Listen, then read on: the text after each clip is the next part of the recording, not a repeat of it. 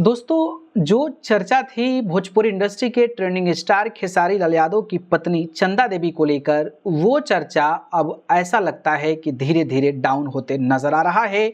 पत्ता कट गया है चंदा देवी का, इसी के बारे में पूरी जानकारी बताऊंगा। नमस्कार, मेरा नाम पिंटू सिंह यादव है और भोजपुरी रिमझिम में आप सभी का स्वागत करते हैं। दोस्तों, आपको पता होगा कि भोजपुरी इंडस्ट्री के ट्रेंडिंग स्टार खेसारी लाल यादव की चर्चा थी और चर्चा ये थी कि वो चुनाव तो नहीं लड़ेंगे, लेकिन अपनी मेहरारू यानी कि चंदा देवी को सेट कर देंगे।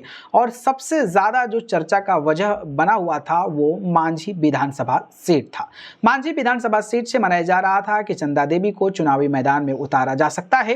हालांकि उस समय खेसारी लाल यादव जी ने कहा था कि तेजस्वी यादव ने इशारा कर दिया है, बस हमको जो है अपनी पत्नी चंदा देवी को मनाना है। अगर चंदा देवी मान जाती हैं तो चुनावी मैदान में उतार दिया जाएगा। और इस बात को शुरू से जो है खेसारी लाल यादव कहते नजर आ रहे हैं। अब जब मांझी विधानसभा सीट पर सिटिंग एमएलए सीपीआईएम के हैं, सत्येंद्र डॉक्टर हैं, सत्येंद्र यादव, वो जो हैं वहां के विधायक हैं और सीपीआईएम ने घोषणा कर दिया है कि वो एक बार फिर से वहीं से चुनाव लड़ेंगे। इससे तो ये स्पष्ट हो गया कि आरजेडी के खाते में ये सीट नहीं गई और जो वहां पर ऑलरेडी सिटिंग एमएलए थे वहीं चुनाव लड़ेंगे। अब जब ये खबर सोशल मीडिया पर आई तो खेसारी लाल यादव बिहार पहुंचे हुए थे, उनसे पूछताछ होने लगी। मीडिया कर्मियों ने उनको पकड़ लिया और पूछा तो उन्होंने कहा कि देखिए, मैं पत्नी को मनाने में लगा हूं, मैं पत्नी की बात नहीं मानूंगा तो मैं रावण बन जाऊंगा और मैं पत्नी की मनाने की कोशिश कर रहा हूं कि वो मान जाएं और वो चुनाव लड़ें, क्योंकि 2 दिन बचा है। 2 दिन में अगर वो मान जाती हैं तो चुनावी मैदान में चंदा देवी को उतारा जा सकता है। उन्होंने कहा कि तेजस्वी यादव ने क्लियर किया है कि आप कोशिश करिए, मनाइए, लड़ा दिया जाएगा, कोई दिक्कत नहीं है। लेकिन चंदा देवी मानने को तैयार नहीं है। भाई, जब आप चंदा देवी को जानते थे कि मानने को तैयार नहीं है तो ये फिर फालतू का चर्चा का विषय क्यों बनवाए?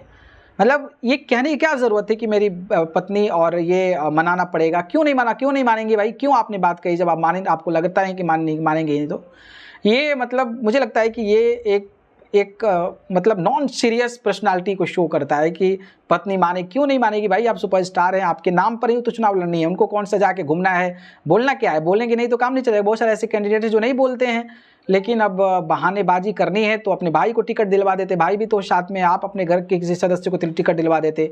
जब आपको मिल रहा है टिकट तो किसी एक कैंडिडेट को लड़वा दीजिए, क्या दिक्कत है? अब मेहरारू को कहना है कि भाई बच्चे हैं, डर है उनको कि पढ़ेंगे लिखेंगे नहीं, ये वो फलाना ढिकाना।